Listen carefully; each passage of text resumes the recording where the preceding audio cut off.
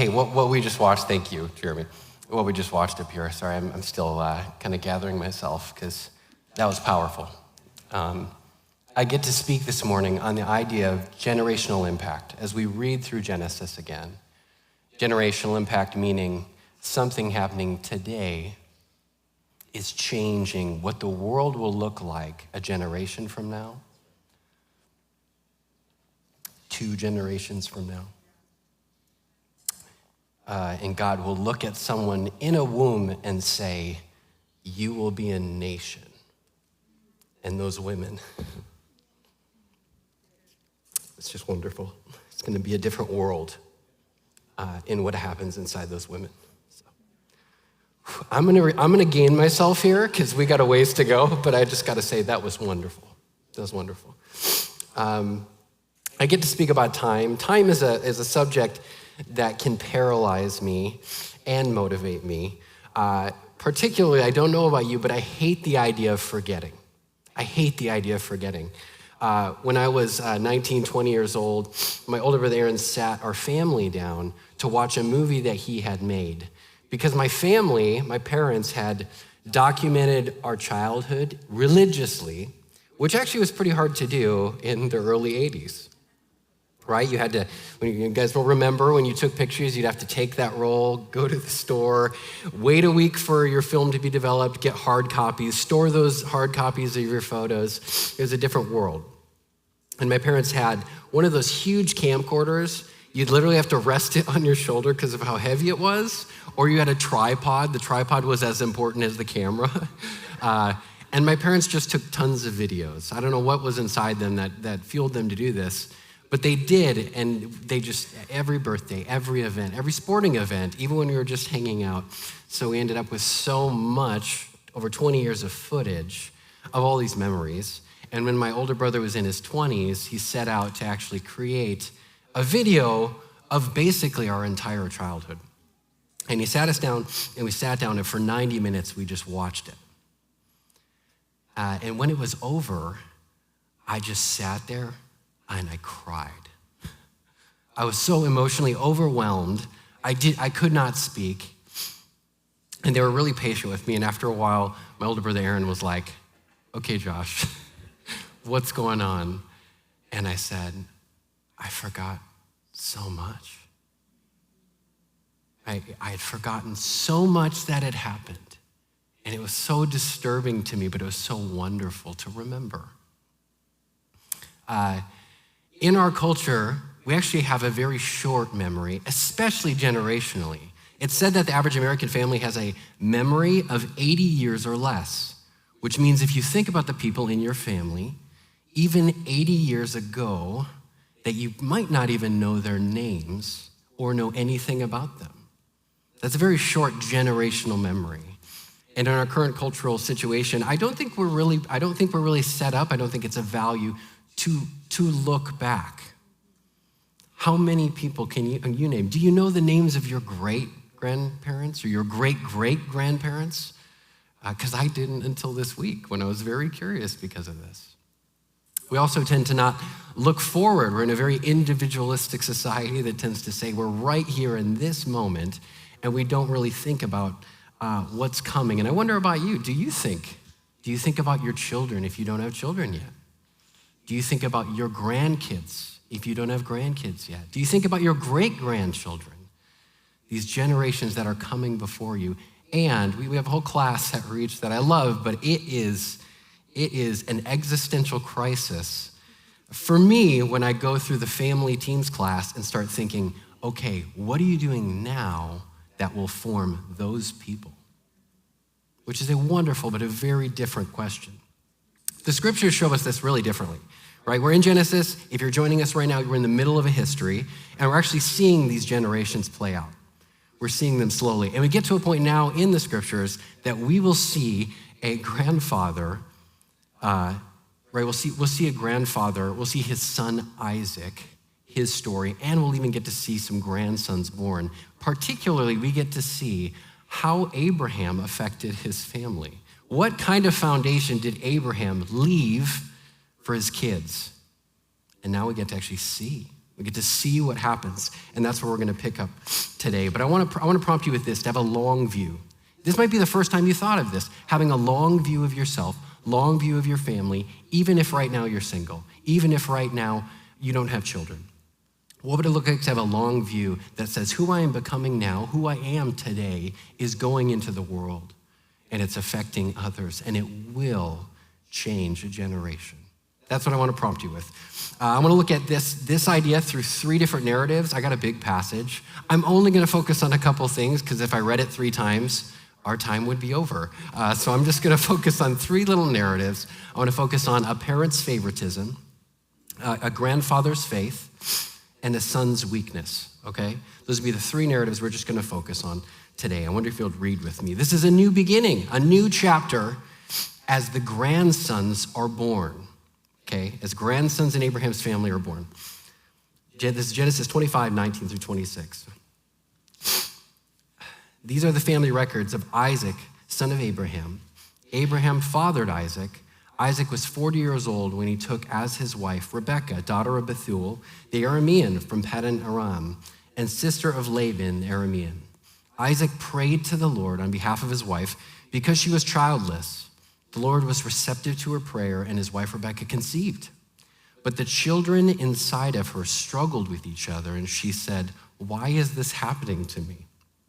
So she went to inquire of the Lord, and the Lord said to her, 2 nations are in your womb. 2 peoples will come from you and be separated. One people will be stronger than the other, and the older will serve the younger. And when her time came to give birth, there were indeed twins in her womb. The first one came out red-looking, covered in hair like a fur coat, and they named him Esau, which means literally hairy. And after this, the brother came out grasping Esau's heel with his hand. So he was named Jacob, or Yaakov, to grab the heel. Isaac was 60 years old when they were born.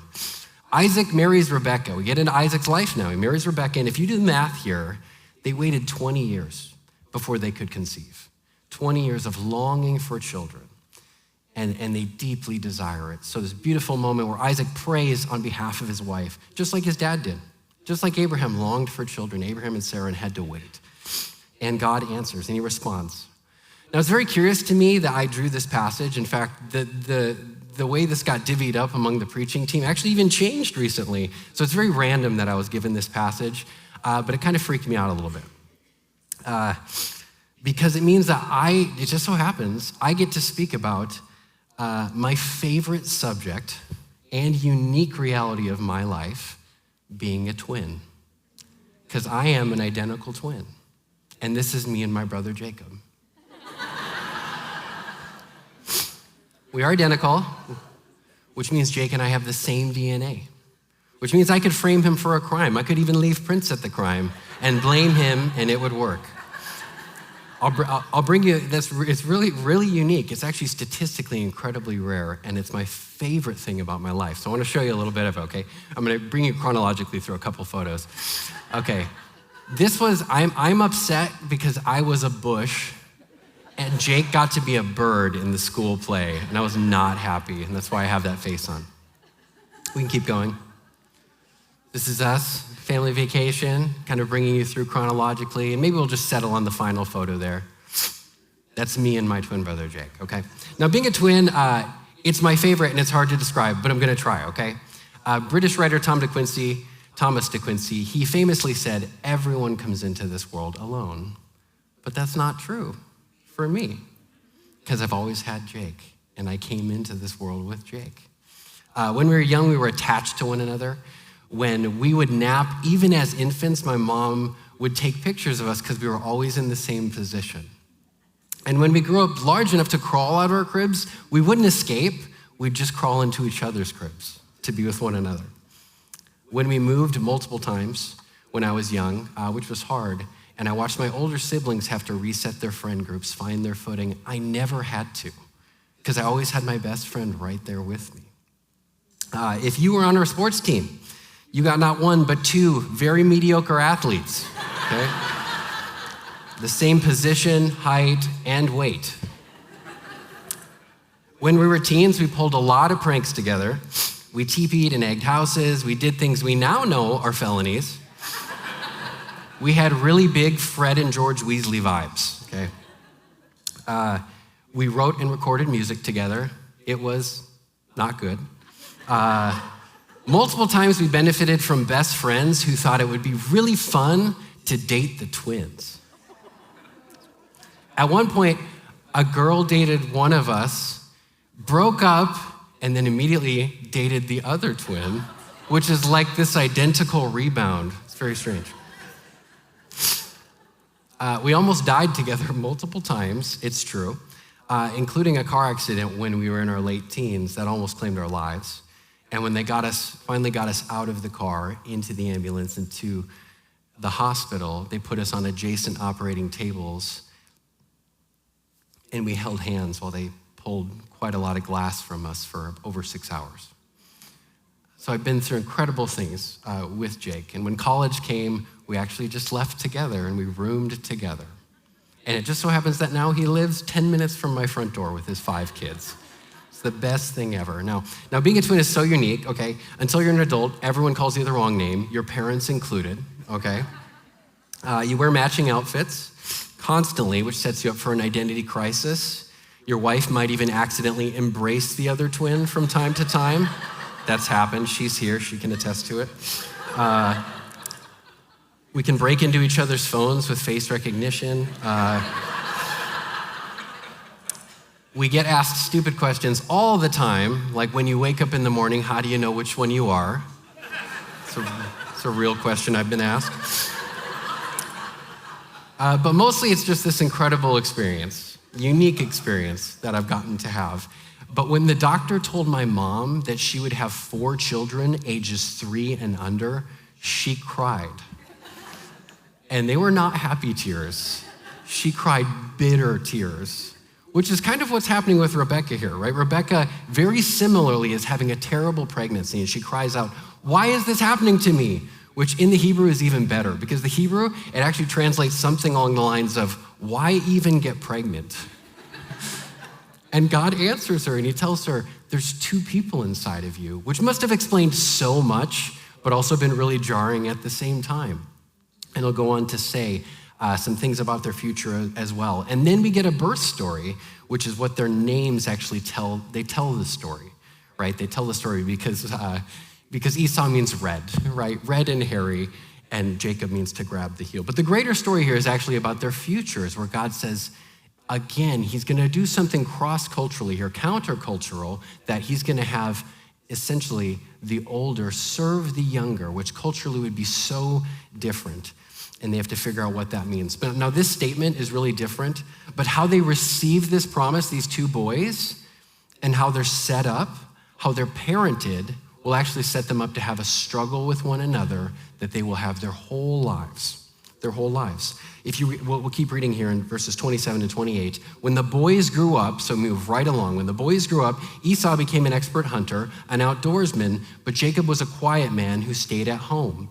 Isaac loved Esau because he had a taste for wild game, but Rebekah loved Jacob. So we immediately see the difference in these 2 sons. We all know that kids come from families and they're so different. My kids are all like right here. They're so different from one another, and that's true of twins too. Me and my brother were very different twins. But there's this statement here that rings dissonant as you read it. Isaac loved Esau because he had a taste for wild game, but Rebekah loved Jacob. Doesn't that just ring? Isn't that a strange statement?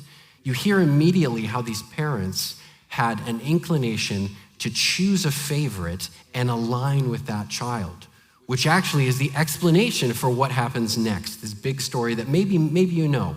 That's very, it's kind of a popular story from Scripture. This is verses 29 through 34. Once when Jacob was cooking a stew, Esau came in from the field exhausted. He said to Jacob, "Let me eat some of that red stuff because I'm exhausted." That is also why he's named Edom. Jacob replied, "First sell me your birthright." "Look," Esau said, "I'm about to die." Esau's very dramatic. "I'm about to die, so what good is a birthright to me?" And Jacob said, "Swear to me first." So he swore to Jacob, and Esau sold his birthright to him. And then Jacob gave bread and lentil stew to Esau. He ate, drank, got up, and went away. So Esau despised his birthright. This is such a telling story, what we learn about how different these two are, right? Esau is an outdoorsman. He's very impulsive. He's hairy, right?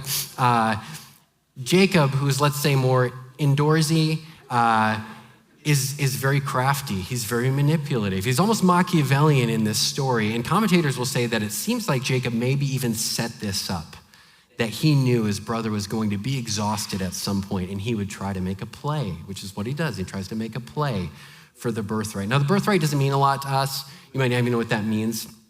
But essentially, the birthright is the firstborn child has way more benefits in this culture than any other child in the family. James Hastings says it this way: to the birthright belonged preeminence over the other branches of the family. To the birthright appertained a double portion of the inheritance and was attached to the land of Canaan with all its sacred distinctions. Can we just be honest? This is like a really bad deal. This isn't even like Columbia House where you get 8 free CDs for a penny and your parents pay later. This is a bowl of soup. This would do nothing for me. I mean, especially because it's soup. I'm not a soup fan.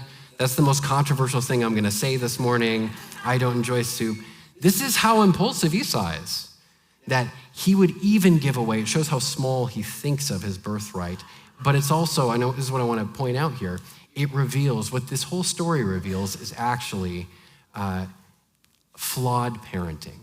It's actually brokenness in parenting by Isaac and Rebekah, which we saw in that previous verse, that one of these parents loved the others. It reveals the depth of brokenness in their parenting. And actually, I want to compel you, it actually says a lot about their marriage. That they could be so divided, that there could be so much distance, that even the way they parent their children, they will form sides. And their children will be on one side, and the other one will be with the other parent. There's a word for this in the counseling world. You guys know I'm a therapist. And I think it's a really helpful word that we actually talk about in some of our care groups. It's the word triangulation, okay? If you've not heard this before, I want to illuminate this to you. Triangulation refers to a situation where a third party, a child, is affected by a conflict or distance between parents. What could this look like? Growing up, you might remember a time when one parent pulled you aside and started venting about the other parent. This might have left you feeling conflicted because you wanted to not only say the right thing, you wanted to comfort your mom or your dad that brought this to you.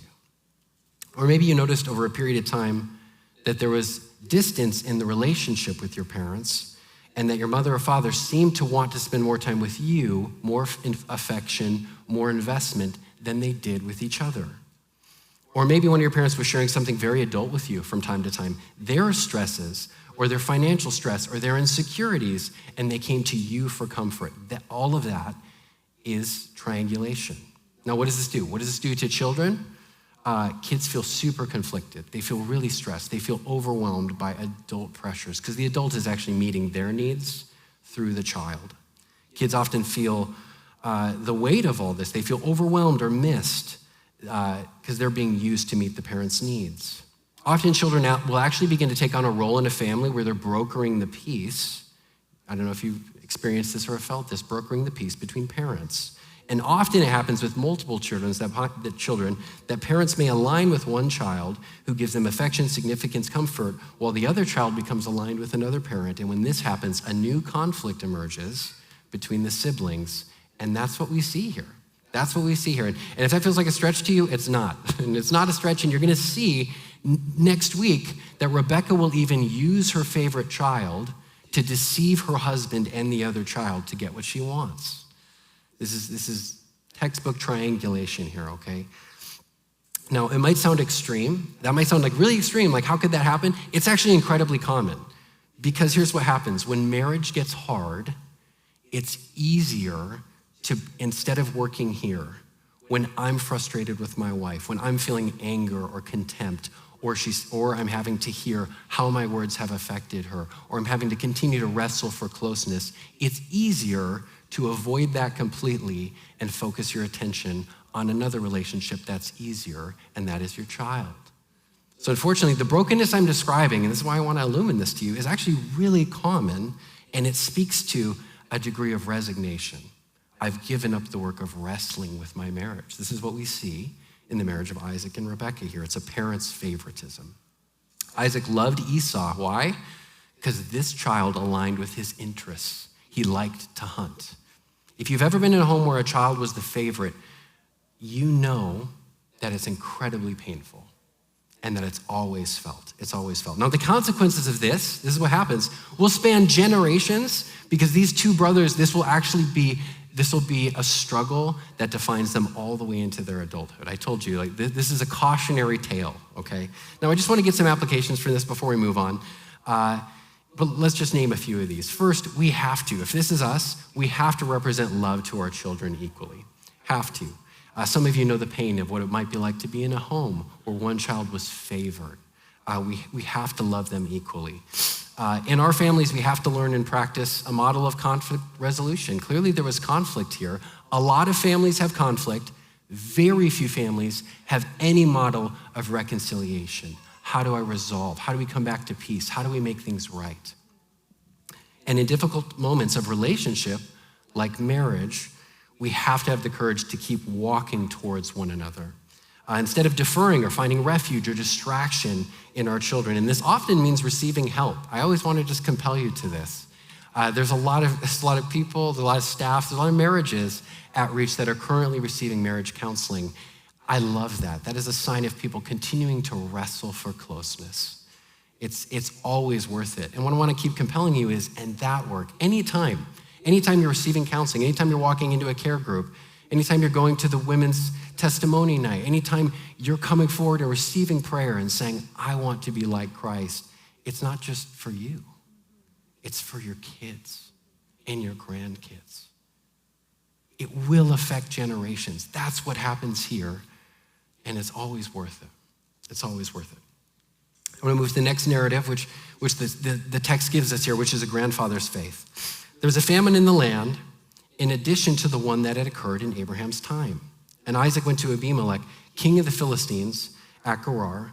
The Lord appeared to him and said, do not go down to Egypt. Live in the land that I told you about. Stay in this land as an alien, and I will be with you, and I will bless you. For I will give you all the lands to you and your offspring, and I will confirm the oath that I swore to your father Abraham. I will make your offspring as numerous as the stars in the sky. I will give your offspring all these lands, and all the nations of the earth will be blessed by your offspring, because Abraham listened to me and kept my mandate and my commands and my statutes and my instructions. So Isaac obeyed, and he settled in Gerar. God appears to Isaac here, which is just incredible. He appears to the son. He already appeared to the father, and here he is coming to the son, and God connects Isaac to his dad in a couple different ways. First, he's telling Isaac the same exact thing that he told Abraham. Don't leave the land, stay here. This is the calling on your family. And then he repeats the same promise, beautiful promise. Your children and their grandchildren will be more numerous than the stars in the sky. Same exact promise. And there's this key line in here that I just want to draw attention to, because Abraham listened to me. God affirms that the basis of this is actually his dad's faith, which just must have been incredible to hear. What kind of foundation did Abraham leave for his descendants? One that was faithful. One that was faithful. I just love that. Some of us have this. Some of us have had fathers or grandfathers or grandmothers or mothers or spiritual fathers, even if it wasn't your biological mother or father, who have had a spiritual impact on our lives. The way that they've invested, the way that they've loved us has actually affected us in deep ways. There's grandfathers in this congregation who their grandkids will actually have stories of faithfulness about who they are, about following, and Isaac gets this. And that's rare. That's rare. Abraham was the first in his family to know God. And that might be you. But I hope you get to be a grandfather whose grandkids get to hear stories of faith. I have some of these from my own dad. My dad is a wonderful dude, big personality, and he's a people magnet. If you go anywhere with my dad, it's actually kind of annoying. He's gonna be best friends with anyone he meets. Waitress, flight attendant, person that just walked by. He is a people magnet. He loves people. My dad, he was a youth pastor for years. He's still a pastor. And he's an evangelist. He's led so many people to Jesus, to know him for the first time. And when I was 7 years old, I came down the stairs one day, and I came down the stairs and my dad was sitting there and he was bald. He had no hair, which was very jarring because that has never happened, okay? The reason my dad had no hair is he was a youth pastor for over 25 years, and that decade, he had spent a lot of time investing in the local high school football team. And he loved these guys. He'd take them out for coffee, take them out for lunch, show up at their school, show up at practice. He did the same thing with the coaching staff, and all these relationships developed. And all these guys started coming to youth group, and all these guys became believers in Jesus for the first time. And my dad ended up being invited to come to football practice, and they loved him. And there was this big game that happened that year where they could not score a touchdown and they were gonna lose. And in the last minute, there was an interception thrown, and this big linebacker on the Cardinals grabbed the ball and he runs the full distance along the sideline for the touchdown to win with less than a minute left, which in a small town is a big deal. And it happened. And when they came back on Monday to watch the game tape of this, the team watches the film, and my dad is right there on the sideline running stride for stride, sprinting with this kid from his youth group. And they get into the end zone, and my dad grabs him, and he high-fives him, and he grabs his football helmet, and he headbutts his football helmet, and he actually was bleeding from his head at that point. And the team loved it.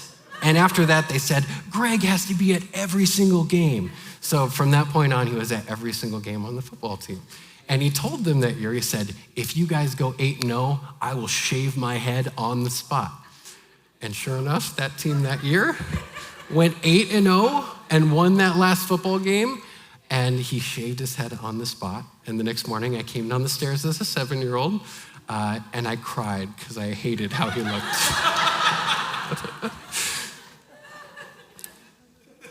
But my dad was all in.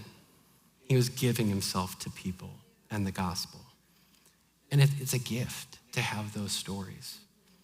I hope that's true of me. I hope my kids can say, I have stories of how my dad was all in with Jesus and the gospel, and it's changed me. Do you think that has changed me?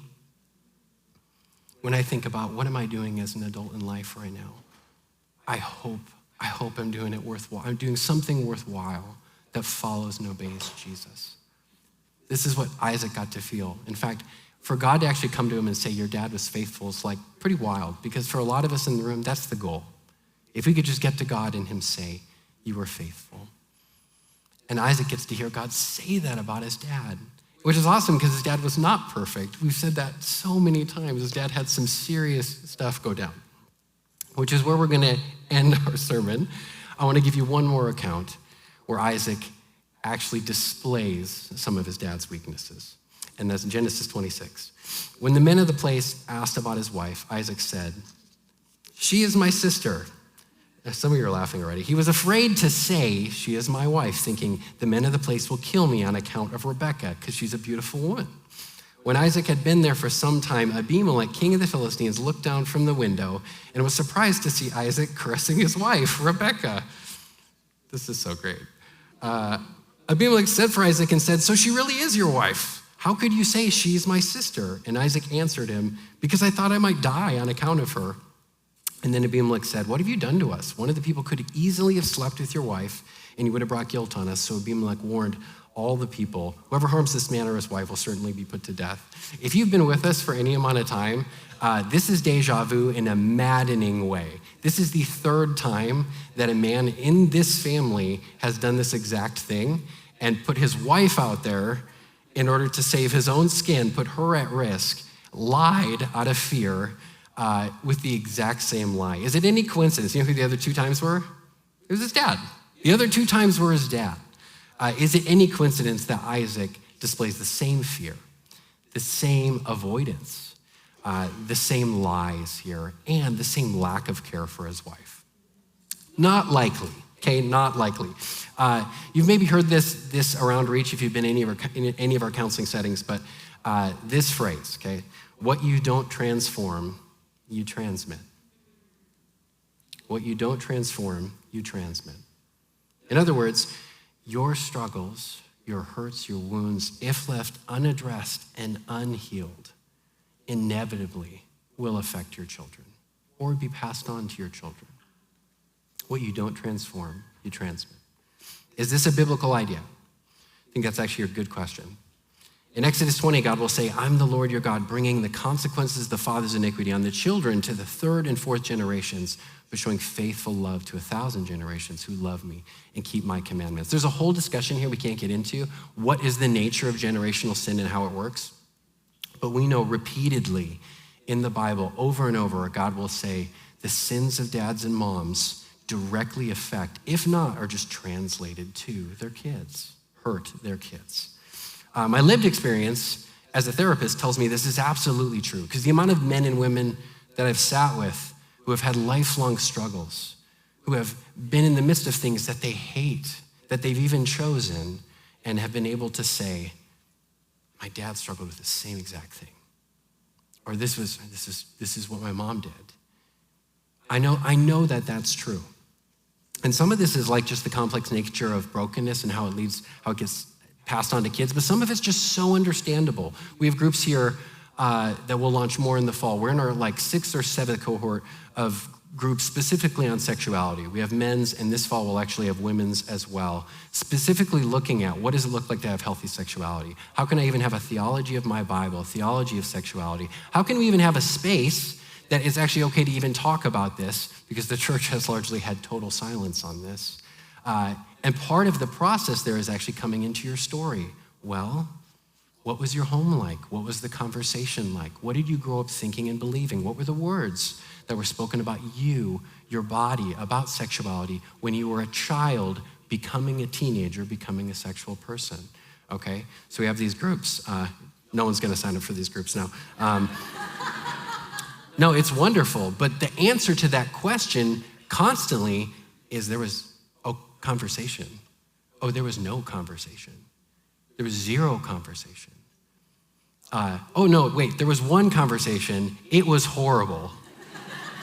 I learned how uncomfortable my own parents were with the idea of sexuality, and we never had that conversation again. Lots of compassion there. But you learn how these people, in the wake of silence, they had to figure it out on their own.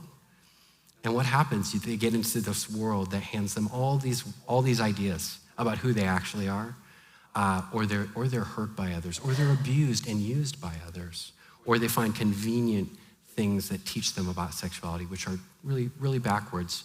And then they're left here with shame, asking, why am I struggling with this? Why is this happening in my life? But there's a story, and part of that story involves, I never learned differently.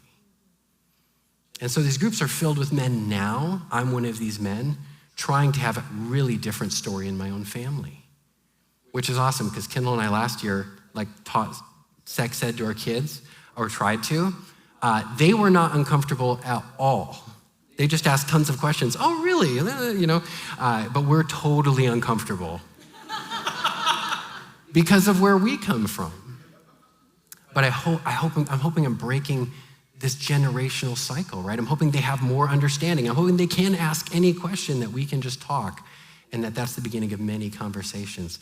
When you think about what you don't transform, you transmit, it can be so many things. It can be financial habits, lots of families. If you're prone to debt, if you're prone to credit card debt, if you felt like a slave to money, you will not, if your parents have even, you will not be surprised to find, oh, I have these same behaviors.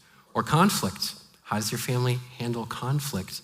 Is it avoidant? Do they escalate? Do we not talk about it? These are things that really come at us, that come into us in automatic ways. Unhealed wounds, family secrets, addictions or vices. You're probably hearing that half of the work is understanding where you came from. And we really believe that. And one of the things we believe here is when we're talking about our families, I want to say this because I think this is important. When we're talking about our families and where we come from and we're trying to name the brokenness, we always want to hold them with honor and honesty.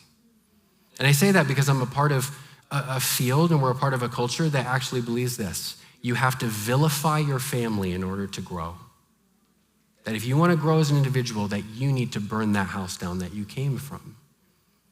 And I want to tell you, I do not think that's a biblical idea.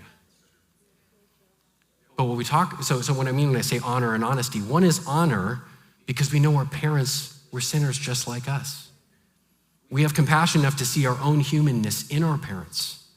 If they needed to be perfect, there is no hope for us because we are not perfect. So we hold them with honor and compassion and see them as people who needed Jesus, just like we need Jesus. That's honor and honesty, right? Honesty being, how will I move forward if I cannot name the things that were broken, that were passed on to me, even though my parents were trying, even though the things that were disordered. You have to hold both. We have to hold both. Why? Because Jesus is about leading us into the light. He'll constantly name what's wrong, what's hurt, what's abusive, what's broken, what's avoidant. So as you think about where you come from, we have to hold honor and honesty together. I just want to say this because I want to speak to, there are parents in the room and there's grandparents in the room. When we hear these things, we'll often feel guilt, like deep guilt. When I see that my sins come out in my children, I feel, oh my goodness, what am I doing to them? What's gonna happen? What brokenness is gonna emerge that I have guilt for? As a parent, as a grandparent, as a person, I just wanna tell you, your strength is not in being perfect. It's just in being repentant.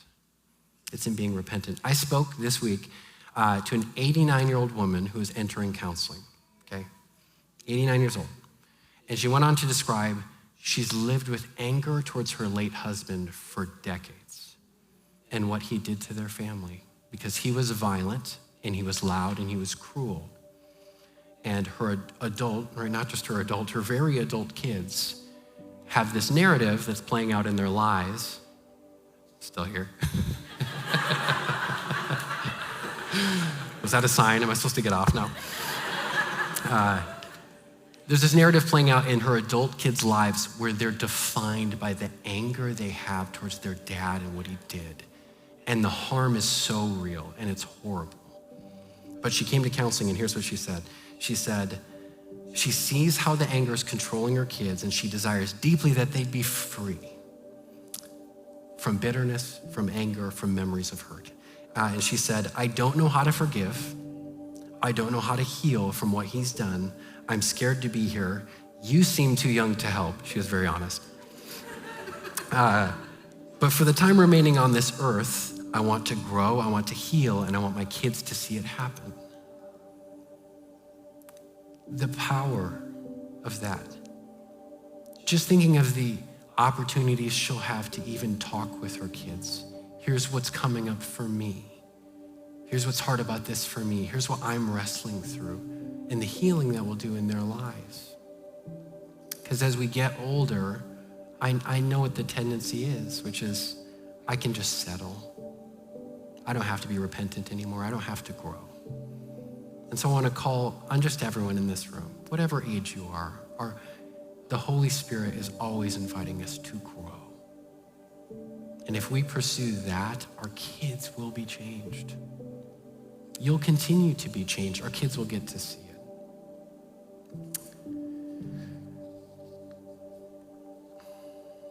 At the end of this passage, I'm just going to read this last passage and we'll end, but there's something amazing that happens. From there, Isaac goes up to Beersheba, and the Lord appeared to him that night and said, I'm the God of your dad, Abraham. Don't be afraid. I'm with you. I will bless you and multiply your offspring because of my servant. So he built an altar there, called on the name of the Lord, and pitched his tent, and Isaac's servants dug a well. There's this beautiful moment. Here's how Robert Alter, one of my favorite commentators on this book, says. He says, this is the summation. Even though Isaac failed as his dad failed, the Lord preserved and blessed him. We get this long view of families here. The story over all of it is they're imperfect and God is still faithful. I am betting on that so hard for my own life. The grace and faithfulness of God, despite our imperfections, is our only hope as children, as parents, as grandparents. He continues to help us grow no matter our age. He continues to father us in ways that our imperfect fathers could not. He helps us grow even when real hurts and wounds mark our familial stories, and he will fill in the gaps of our own parenting failures, leading our children to faithfully see him as the perfect dad. And by his grace, many of our kids and grandkids will call on the name of the Lord. I'm gonna give us just some reflection to end here, okay? These are just some questions, and then I'm gonna pray. I'm curious who in your life came up for you during this. Who are the faces? Who are the people? They could be unborn people. They could be people right in front of you. Who in your life is likely to be the direct recipient of your generational impact? Who's on your heart and mind this morning? What's one area of your life that remains unpursued or unhealed, is maybe scary to pursue, which risks being transmitted because it's not being transformed? I just invite you to be curious. That's not pressure, but that's invitation. And when you think of your own family history, which of these you're more prone to? Is it honor or is it honesty? Do you protect your family and I can't name anything broken about where I'm from? Or have you maybe vilified your family, not treated them as sinners who are imperfect, that need Jesus as well? And here's what I want to say. You can reflect on those where you sit when we're done here, because I'm going to close our service at this point. Or you can also just come talk to someone who's up here and say, this is what's coming up for me in response to this question. And we'll just listen and get to pray about that with you. I'm going to pray for us, and then I'm going to just release us. Jesus, I want to see my kids, their kids, many children from Reach call upon you, be changed, and stories reversed and moved towards healing and hope. And like Isaac, I desire deeply that my kids could hear that we were faithful, that I was faithful. I pray you'd start new stories today. Would you help us to have a long view of ourselves? Would you help us to not settle, to not give up on what you, Holy Spirit, want to do inside of us? I pray these things in your name. Amen.